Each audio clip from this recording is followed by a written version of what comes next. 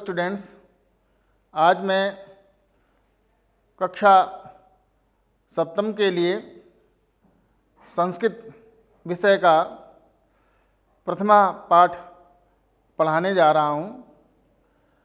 इस पाठ का नाम है सप्तमी कक्षा। सातवें के लिए क्लास पढ़ा रहा हूँ और पाठ का नाम भी है सप्तमी कक्षा। और आकारांत प्रयोगः, इसमें आकारांत शब्दों का प्रयोग हुआ है। आकारांत शब्दों से अभिप्राय यह है कि जिन शब्दों के अंत में दीर्घ आ निकले वो आकारांत शब्द कहलाते हैं। जैसे रमा, सीता, गीता, माला, लता इत्यादि आकारांत शब्द हैं, क्योंकि इन शब्दों के अंत में दीर्घ आ निकलता है। अतः ये सभी शब्द आकारांत शब्द कहलाएंगे। और आपके इस प्रथम पाठ में आकारांत शब्दों का ही भरपूर प्रयोग हुआ है। अब मैं पाठ प्रारंभ करने जा रहा हूँ। एषा छात्रा पाठशालां गच्छति। एषा छात्रा पाठशालां गच्छति। एषा माने यह, छात्रा माने छात्रा, पाठशालां पाठशाला को गच्छति जाती है। ये छात्रा पाठशाला को जाती है। जहाँ जाया जाए वहाँ द्वितीया विभक्ति का प्रयोग होता है, इसलिए पाठशाला में आ का स्वर है, दीर्घ स्वर है, जो कि इस पाठ में प्रयुक्त हुआ है। और पाठशाला शब्द का द्वितीया विभक्ति पाठशालाम बनेगा, इसलिए पाठशालाम यहाँ पर आया है। छात्रा पाठशाला जाती है, या यूँ कहें छात्रा पाठशाला को जाती है। को चूँकि इसका चिन्ह है, इसलिए यहाँ पर बताया गया है, लेकिन इसको ना भी लिखें तो भी चलेगा। छात्रा पाठशाला जाती है।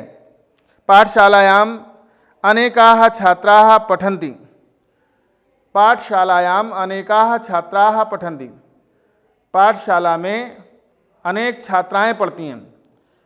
पाठशालायाम अनेकाः छात्राः पठन्ति। पाठशाला में अनेक छात्राएं पढ़ती हैं। अब पाठशालायाम में सप्तमी विभक्ति का प्रयोग हुआ है, क्योंकि हमारे जो पढ़ने का आधार है वो पाठशाला है और अधिकरण कारक में सप्तमी विभक्ति का प्रयोग होता है, इसलिए पाठशालायाम शब्द का प्रयोग हुआ है और ये सप्तमी विभक्ति एक वचन का है।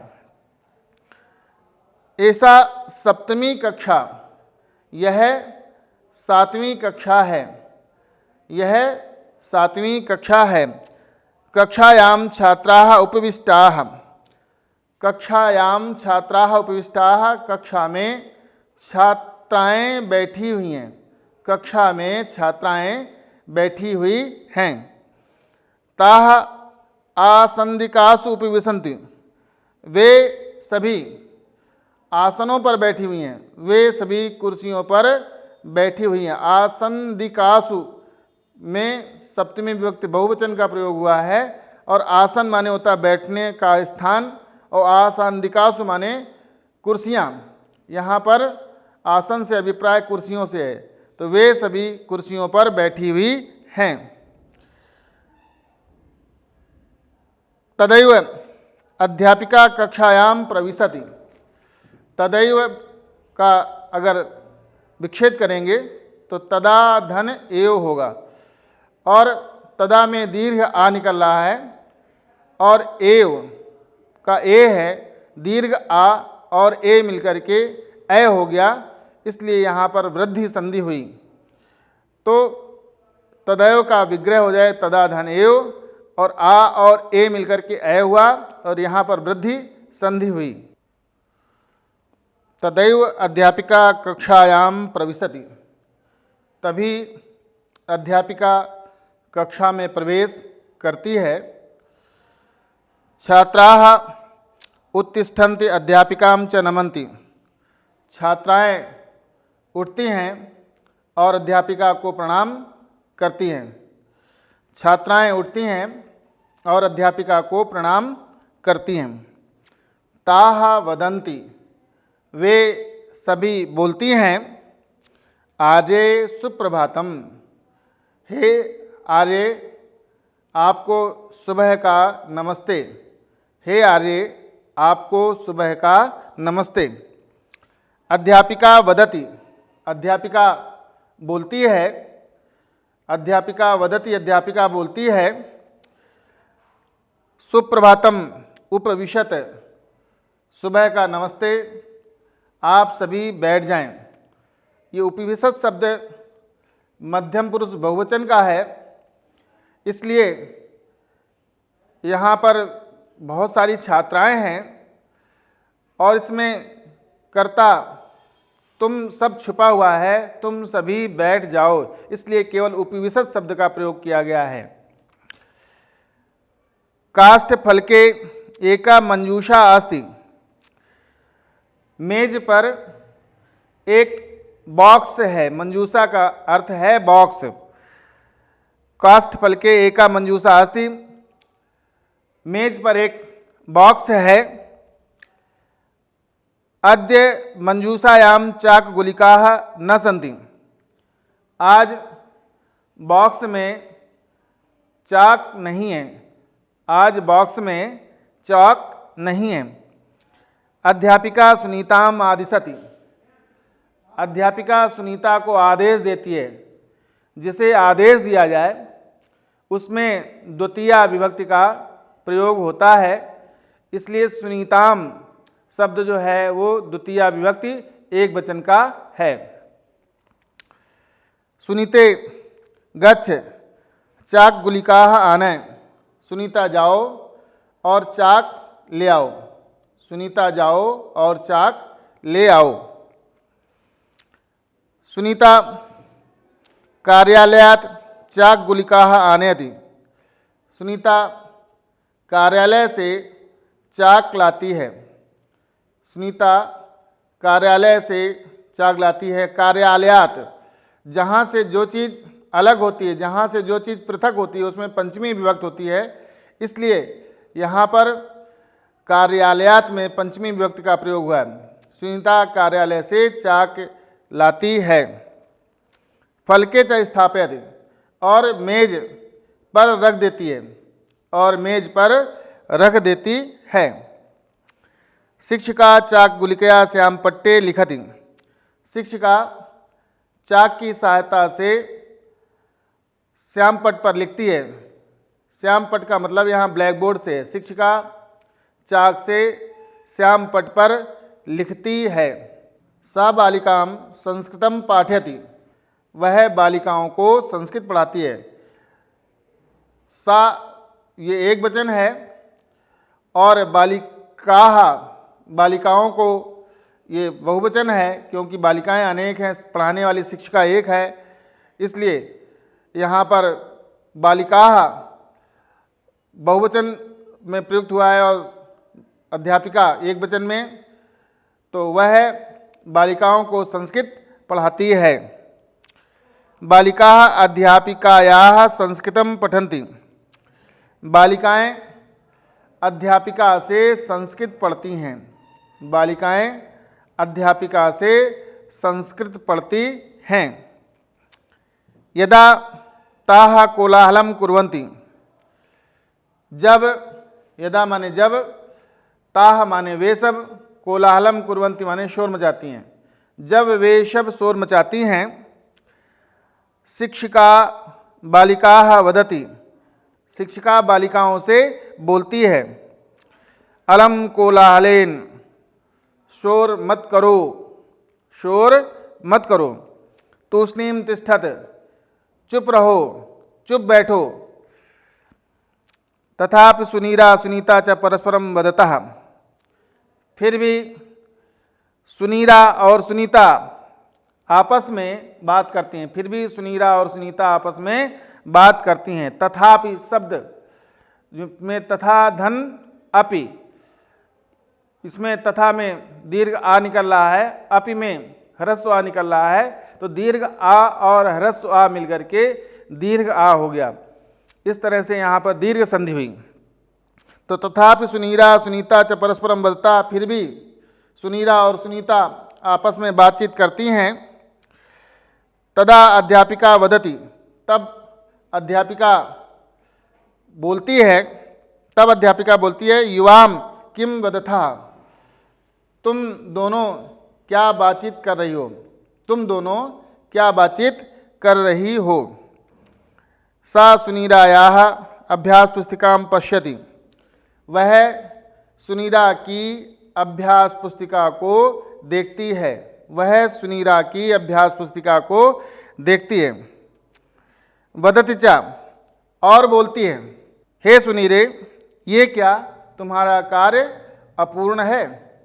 सुनीरा अध्यापिकां प्रतिवदति, सुनीरा अध्यापिका से बोलती है, सुनीरा अध्यापिका से बोलती है, क्षम्यताम् आर्ये, हे आर्य क्षमा करें, पुनः एवं न करिष्यामि, दोबारा ऐसा नहीं करेंगे, हे आर्य क्षमा करें, दोबारा ऐसा नहीं करेंगे।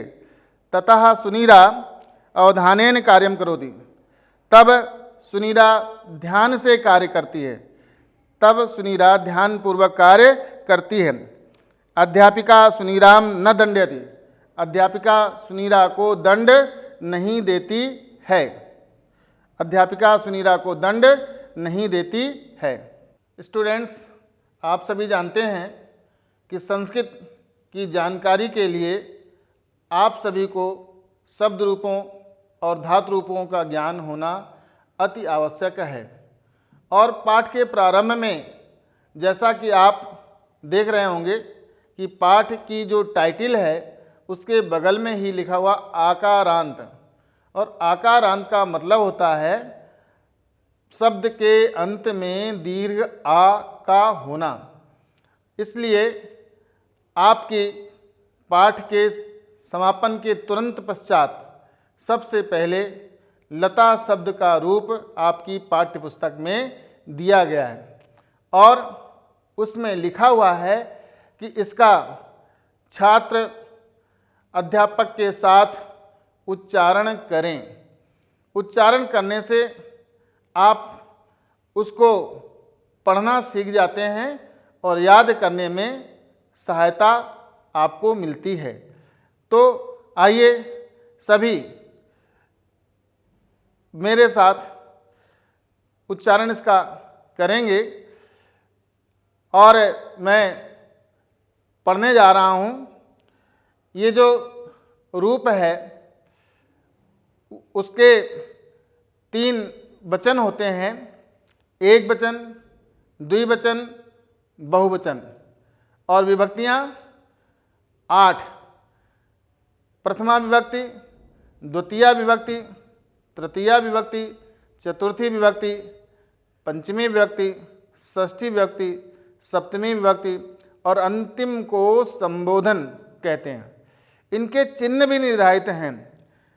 पहली विभक्ति को कर्ता कारक कहते हैं। कर्ता ने कर्म को करण से के द्वारा संप्रदान के लिए, अपदान से अलग, संबंध का के की रा रे री, और अधिकरण में पर, और संबोधन का चिन्ह होता है हे, अरे, भो।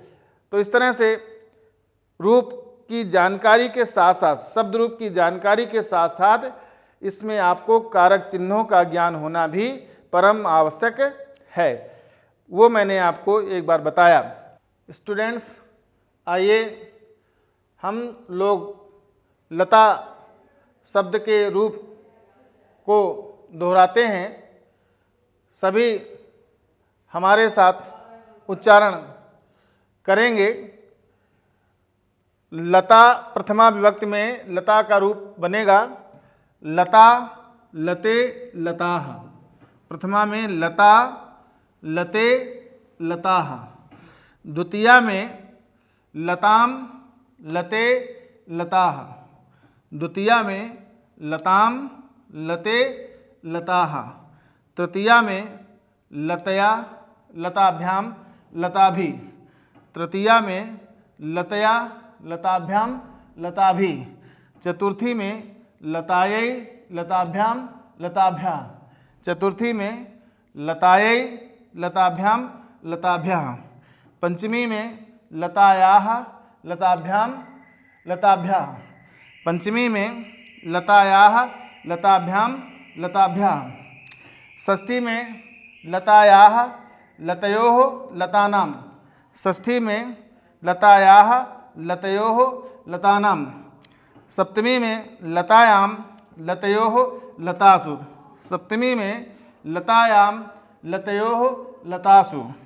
संबोधन में हे लते हे लते हे लताः। संबोधन में हे लते हे लते हे लताः। स्टूडेंट्स, मैं आपको बताना चाहता हूँ कि जिस तरह से मैंने आपको लता शब्द के रूप का उच्चारण करवाया है, इसी तरह से आकारांत शब्दों के रूप कोई भी शब्द हो, इसी तरह से रूप चलेंगे। आपको भी अनेक प्रकार के शब्दों का चयन करके इसी तरह रूप चलाने का प्रयास करना चाहिए। उदाहरण के लिए जैसे माला शब्द है तो माला, माले, मालाः। बालिका, बालिके, बालिकाः। इसी तरह से जो भी शब्द आकारांत कारक हैं उन्हें आप इसी के साथ पढ़ करके इसी के अनुरूप अभ्यास करने का प्रयास करेंगे। और आप सबसे कहना है कि जो पाठ पढ़ाया गया है इसको घर पे अच्छी तरीके से रिवीजन करें और इस तरह के शब्दों का अभ्यास करें। साथ ही शब्दार्थ की भी अच्छी तरीके से तैयारी करें। धन्यवाद।